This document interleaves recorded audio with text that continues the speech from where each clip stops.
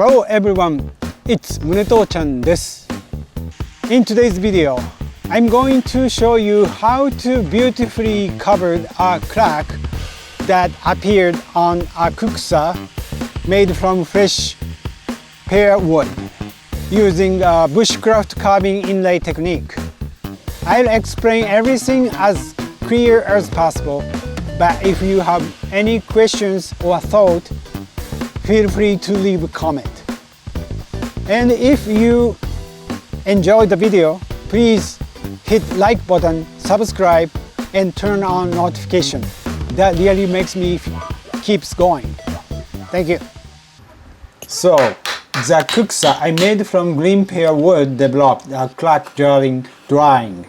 It kind of things happen a lot when working with green wood. Even if you think you've dried it carefully, cracks can still appear later on. But instead of seeing it as a mistake, I look at it as a chance to create a one-of-a-kind design. That's the idea behind Mune-Tochan's style of inlay work. Here's what you'll need: a carving knife, a chisel, a vise, a piece of wood for the inlay. I recommend choosing one that contrasts with your Kuksa, like walnut or cherry, a pencil, a compass, and wood glue. I'm not using them in this video, but cut-resistant gloves are always a good idea. And most importantly, patience.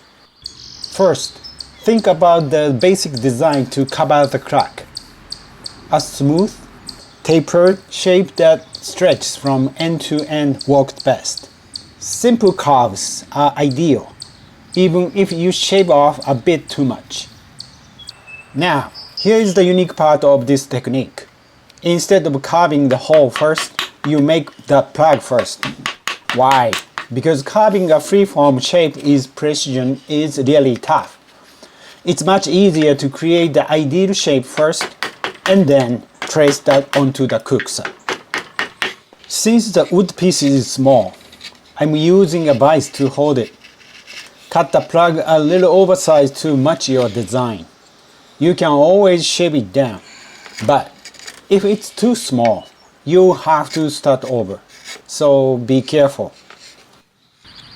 Let me walk you through the simplest version of this process. Imagine a crack on a flat surface.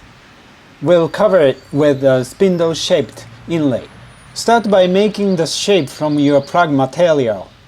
Then, lay over the crack and trace the outline. Next, draw a slightly smaller outline inside that one, and mark outline on the side at about a 50 to 70 degree angle slope. Then, shave both the plug and the Kuksa in opposite angles so fit tightly together.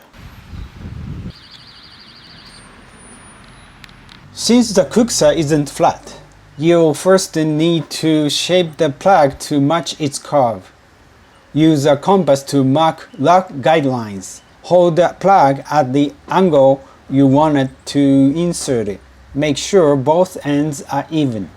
Set the compass to that distance and trace a line while following the Kuksa surface. Do the same on the back. At this stage, rough accuracy is enough. Carve roughly along the lines.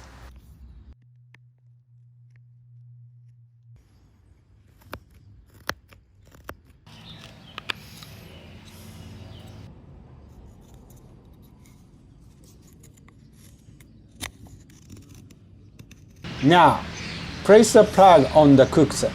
Mark the contact points with a pencil and shape them.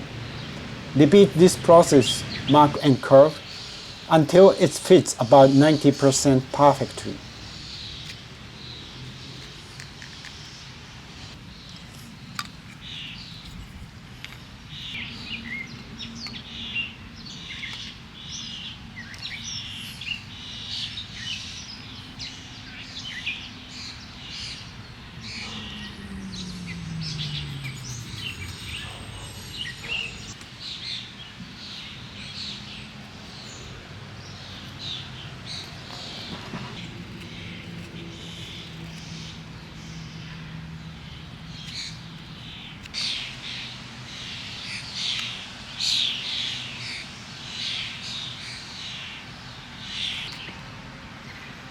Once you are close, erase the old lines on the Kuksa and trace new ones based on the shaped plug.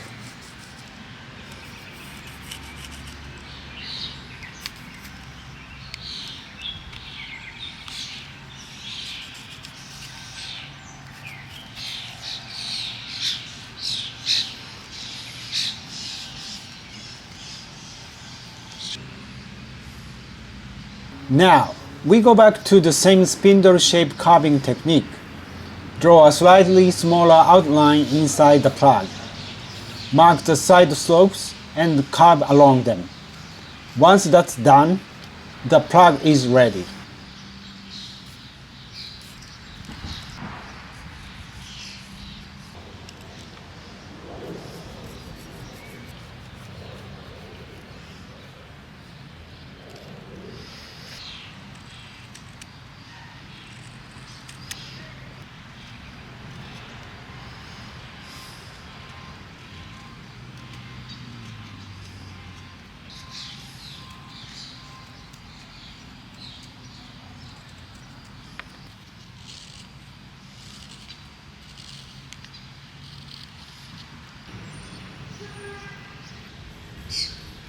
Next is carving the hole in the Kuksa.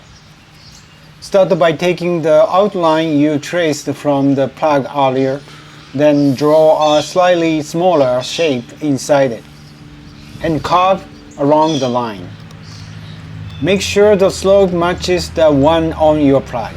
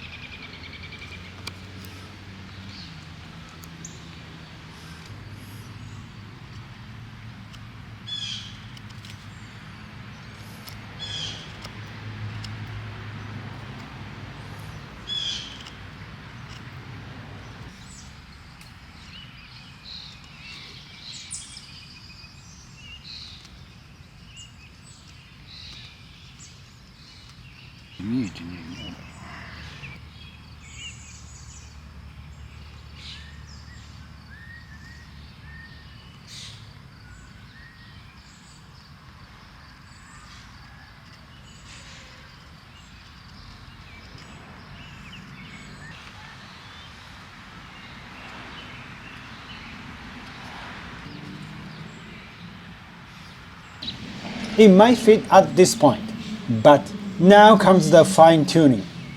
Sometimes it's better to shape the plug, not the hole, so judge carefully. This is where the final quality is decided.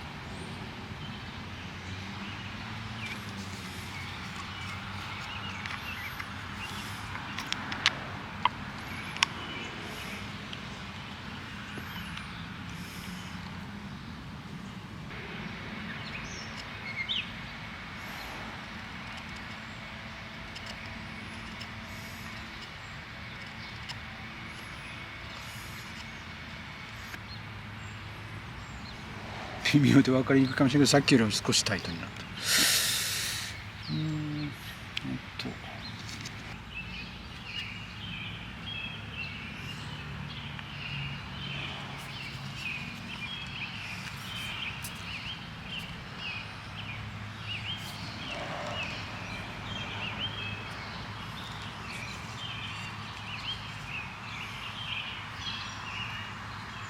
Once you are happy with the fit, it's time to glue.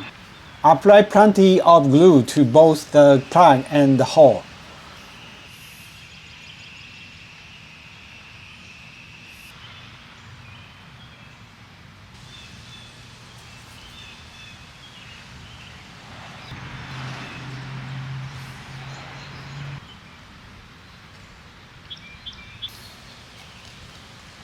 Fit them together and press firmly until it dries.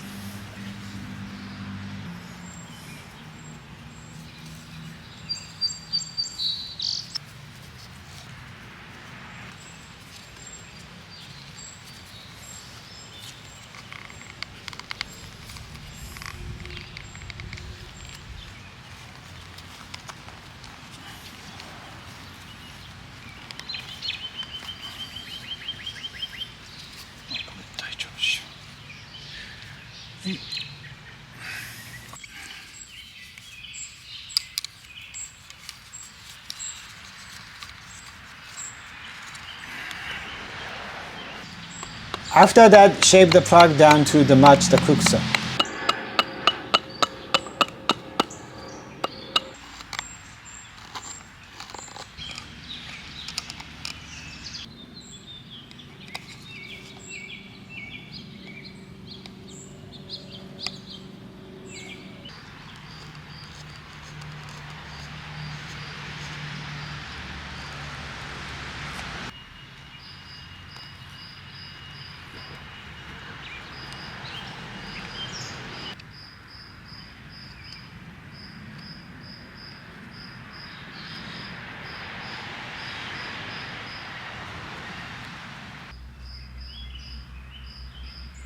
I also recommend lightly shaving the Kuksa itself, just a thin layer, to make it all blend smoothly.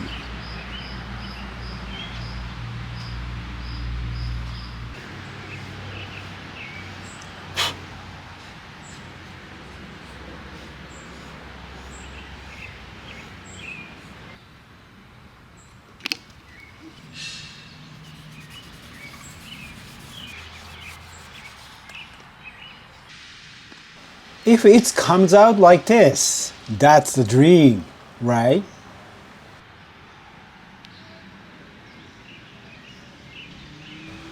Thank you so much for watching. If you enjoyed the video, please hit the like button, subscribe, and turn on notifications. それではまた。See you next time. Bye.